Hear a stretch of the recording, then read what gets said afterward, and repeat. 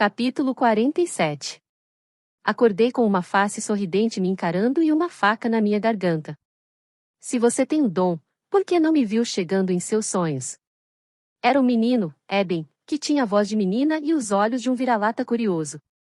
Uma criança. No entanto, sua intenção era de um ladrão veterano.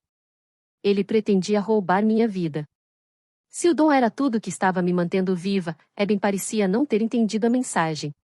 Eu vi você chegando, respondi. Então por que você não acordou para se defender? Porque eu também vi. De repente, ele foi catapultado no ar, caindo a vários metros dali. Sentei-me direito, encarando Gris, a quem eu tinha visto olhando feio por cima do ombro de Eben.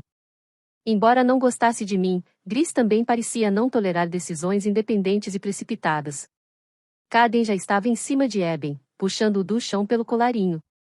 Eu não ia machucá-la, reclamou o menino, esfregando o queixo ferido. Só estava brincando com ela. Brinque assim de novo e será deixado para trás sem um cavalo, disse Caden aos gritos, e empurrou o menino de volta ao chão. Lembre-se de que ela é o prêmio do comisar, não o seu. Ele se aproximou e soltou meu calcanhar de uma sela, uma precaução que tinha tomado para garantir que eu não tentaria sair correndo durante a noite. Então agora eu sou um prêmio? Perguntei. Prêmio de guerra, disse ele, sem rodeios. Eu não sabia que estávamos em guerra. Sempre estivemos. Levantei-me, esfregando o pescoço, abusado com frequência nos últimos tempos. Como eu ia dizendo, Eben. O motivo pelo qual não vi necessidade de acordar foi porque eu também enxerguei seus ossos secos sendo picados por abutres enquanto eu fugia no meu cavalo. Acho que as coisas ainda podem acabar assim, não? Ele arregalou os olhos por um breve instante, contemplando a veracidade da minha visão, e depois fez uma cara feia para mim, um semblante que demonstrava raiva demais para alguém tão jovem. O dia passou como o anterior, quente, seco, cansativo e monótono. Além da região montanhosa, havia um outro vale quente, e depois, mais um. Era a estrada para o inferno, que não me concedia nenhuma chance de fugir. Até mesmo as colinas eram inférteis.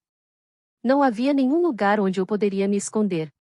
Não era muito de se admirar que não passássemos por ninguém. Quem mais estaria ali naquele lugar desolado?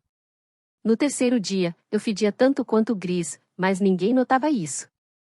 Todos os outros também fediam. Seus rostos tinham camadas de sujeira, então presumi que o meu estivesse da mesma forma, todos nos tornando animais imundos. Senti o gosto de poeira na minha boca, sentia em meus ouvidos, poeira por toda parte, pedacinhos secos de inferno soprando na brisa, minhas mãos criando bolhas nas rédeas. Enquanto cavalgávamos, eu ouvia com atenção a tagarelice ininteligível e cheia de rosnados deles, tentando entender as palavras que diziam. Algumas eram fáceis de decifrar. Cavalo. Água. Cale a boca. A menina. Matar. Mas não deixei que percebessem que estava ouvindo e prestando atenção no que diziam. Durante as noites, o mais discretamente possível, eu procurava o livro de frases vendanas dentro da minha bolsa em busca de mais palavras, mas ele era básico e breve. Coma. Sente-se. Pare. Não se mexa. Com frequência, Finn ocupava seu tempo assoviando ou entoando canções. Uma delas chamou minha atenção. Reconheci a melodia. Era uma canção boba da minha infância, que acabou se tornando mais uma chave para seu falatório incompreensível em vendano à medida que eu comparava as palavras com as que eu conhecia em morriguês. Um tolo e seu ouro. Moeda em pilhas tão altas. Guardando e acumulando. Que chegavam até o céu. Mas nenhum tostão. Jamais foi gasto pelo tolo. Enquanto sua pilha crescia. Ele apenas emagrecia. Nem uma ninharia para a bebida. Nem um pouquinho para o pão. E num dia ensolarado. O tolo se viu em um caixão. Se apenas esses tolos apreciassem algumas moedas, eu estaria longe desse calor miserável. Quem era esse comisar que instilava lealdade em face a riquezas? E exatamente o que ele fazia com traidores? Poderia ser pior do que passar por esse purgatório causticante? Limpei minha testa, mas senti apenas a poeira grudenta sobre ela. Quando até mesmo Finn ficou em silêncio, passei o tempo pensando em minha mãe e em sua longa jornada vinda do reino menor de Gastineus. Eu nunca estive lá. O reino ficava bem ao norte, onde o inverno durava 3 estações, lobos brancos reinavam nas florestas e o verão era de um breve e ofuscante verdejar, tão doce que seu aroma permanecia por todo o inverno. Pelo menos foi isso que minha tia Bernete disse. As descrições da minha mãe eram bem mais sucintas, mas eu via as expressões dela quando minha tia Bernete descrevia a terra natal de ambas, os vincos formando-se em seus olhos com alegria e também tristeza. Neve. Eu me perguntava como ela seria. Minha tia Bernete disse que a neve poderia ser tanto macia quanto dura, tanto fria quanto quente.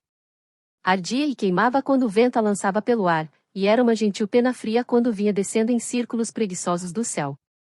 Eu não conseguia imaginar a neve como sendo tantas coisas opostas e me perguntei se ela havia tomado liberdades com sua história, como meu pai sempre dissera que ela fazia. Não conseguia pensar em outra coisa. Neve. Talvez fosse a alegria e a tristeza que eu via nos olhos da minha mãe, querendo senti-la só mais uma vez. Tocá-la. Saboreá-la.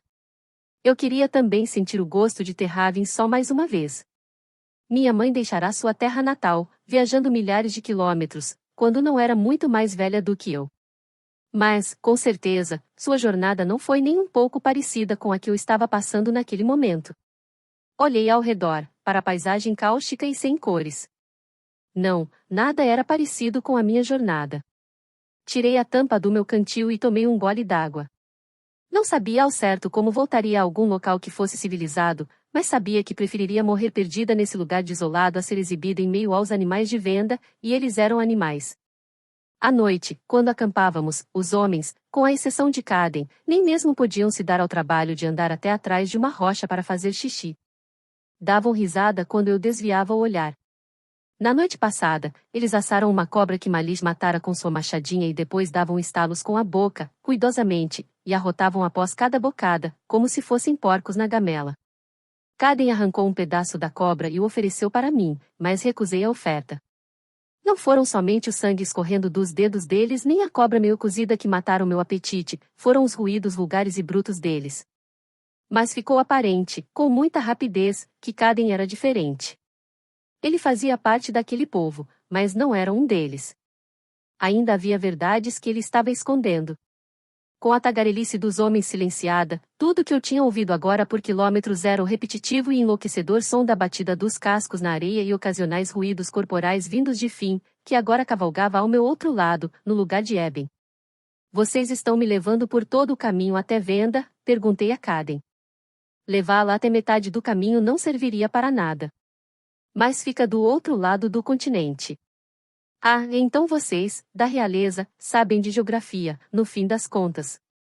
Não valia a pena gastar a energia de girar meu cantil e acertar a cabeça dele de novo.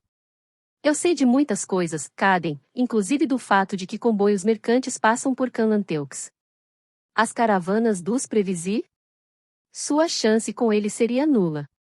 Ninguém chega a 100 passos de sua carga e sai vivo. Temos as patrulhas do reino. Não pelo caminho que estamos seguindo. Ele era rápido em esmagar todas as minhas esperanças. Quanto tempo leva para chegarmos até Venda? 50 dias, com mais ou menos um mês de diferença, mas, com você conosco, levará 2 vezes esse tempo. Meu cantil voou, atingindo-o como se fosse feito de chumbo. Caden segurou sua cabeça, e eu me preparei para acertá-lo de novo. Ele veio para cima de mim, me derrubando do cavalo. Nós dois caímos no chão com um som oco, e acertei-o mais uma vez, dessa vez com meu punho cerrado no maxilar dele. Rolei e fiquei de joelhos, mas ele me pegou por trás, prendendo-me com o rosto voltado para baixo junto à areia. Ouvi os outros rindo e assoviando, sinceramente entretidos pela briga. Qual é o seu problema? Sibilou Caden ao pé do meu ouvido, com o peso inteiro do corpo dele fazendo pressão sobre mim. Cerrei os olhos, e então os apertei, tentando engolir em seco, tentando respirar. Qual era o meu problema? Essa pergunta realmente exigia uma resposta? A areia queimou a minha bochecha. Fingi que era o frescor da neve. Senti sua umidade em meus cílios, seu toque leve como uma pluma passando por meu nariz. Qual era o meu problema? Nenhum. O vento se acalmara por fim. Fiquei ouvindo o fogo cuspir e estalar. Paramos cedo nesta noite, à base de mais uma cadeia de colinas. Subi em um penhasco íngreme e observei o sol se pôr, com o céu ainda incandescente, sem uma gota que fosse de umidade emprestando-lhe cor ou profundidade. Eu e Caden não trocamos mais nenhuma palavra. O restante da cavalgada fora brevemente pontuado por mais risadas dos outros enquanto jogavam meu cantil entre si, fingindo estarem aterrorizados, até que Caden gritou para que parassem. Mantive o olhar fixo à minha frente durante o restante da cavalgada, sem, em momento algum, olhar para a esquerda ou para a direita. Não pensava nem em neve, nem em casa. Apenas me odiava por deixar que eles vissem minhas bochechas molhadas. Meu próprio pai nunca tinha me visto chorar. Comida, disse Caden, para mim. Mais uma cobra. Ignorei-o. Eles sabiam onde eu estava. Sabiam que não sairia correndo. Não aqui. E eu não queria comer aquela cobra cuja barriga escorregadia provavelmente também estava cheia de areia. Em vez de comer, olhei para o alto, enquanto o céu se transformava, o branco derretendo e cedendo lugar ao preto, as estrelas densas e abundantes, tão próximas que achei que poderia tocá-las. Talvez eu fosse capaz de entender. O que havia dado errado? Tudo o que eu queria era desfazer o que tinha feito, ir de encontro ao meu dever, certificar-me de que nada acontecerá ao Walter, de que mais inocentes como Greta e o bebê não morressem. Eu tinha desistido de tudo que amava para fazer com que isso acontecesse. Terravin, Berdi, Pauline, Raf. Mas agora, aqui estava eu, no meio do nada, incapaz de ajudar alguém, nem sequer a mim mesma. Estava esmagada no chão do deserto, com o rosto grudado na areia. Riram de mim. Me ridicularizaram. Fui traída por alguém em quem confiava. Mais do que confiara, eu me importava com ele. Limpei as bochechas, forçando mais lágrimas a ficarem contidas. Ergui o olhar para as estrelas, brilhantes, vivas, que me observavam. Eu sairia dessa situação de alguma forma. Eu tinha que sair. Mas prometi a mim mesma que não perderia mais tempo lutando contra insultos. Precisava guardar minha energia para propósitos mais importantes. Teria que aprender a jogar o jogo deles, só que melhor. Poderia levar algum tempo, mas eu tinha 50 dias para aprender, porque sabia que, se cruzasse as fronteiras e entrasse em venda, nunca mais veria minha casa. Trouxe um pouco de comida para você. Virei-me e vi que Caden estava com um pedaço de carne de cobra espetado na faca. Olhei para cima, para as estrelas. Não estou com fome. Você precisa comer alguma coisa. Não comeu nada o dia todo. Já esqueceu? Comi um bocado de areia ao meio-dia. Foi bastante coisa. Ouvi quando Caden exalou o ar, cansado. Ele veio até mim e sentou-se ao meu lado, colocando a carne e a faca em cima da rocha. Ele também ergueu o olhar para as estrelas. Não sou bom nisso, Lia. Levo 2 vidas separadas, e geralmente uma nunca se encontra com a outra. Não se engane, Caden. Você não está vivendo nem mesmo uma vida. É um assassino. Você se alimenta do infortúnio de outras pessoas e rouba vidas que não lhe pertencem. Ele se inclinou para a frente, baixando o olhar para seus pés. Até mesmo com a pouca iluminação das estrelas, dava para ver seu maxilar cerrado, seus dentes se contorcendo. Sou um soldado, Lia. Só isso. Então quem era você em Terravin? Quem era você quando descarregou as mercadorias da carroça para Berdi? Quando cuidei de seu ombro? Quando me puxou para perto de si e dançou comigo? Quando beijei sua bochecha na campina? Quem era você então? Ele se virou para me encarar, os lábios semiabertos, os olhos escuros apertados. Eu era apenas um soldado. É isso que sempre fui. Quando não conseguia mais suportar meu olhar, Caden se pôs de pé. Por favor, coma, disse baixinho. Você vai precisar ficar forte. Ele esticou a mão e puxou a faca da carne, deixando a fatia grossa sobre a rocha, e saiu andando. Baixei o olhar para a comida. Eu odiava o fato de ele estar certo. Eu realmente precisava das minhas forças. Comeria a cobra, mesmo que engasgasse com ela a cada pedacinho arenoso que ingerisse.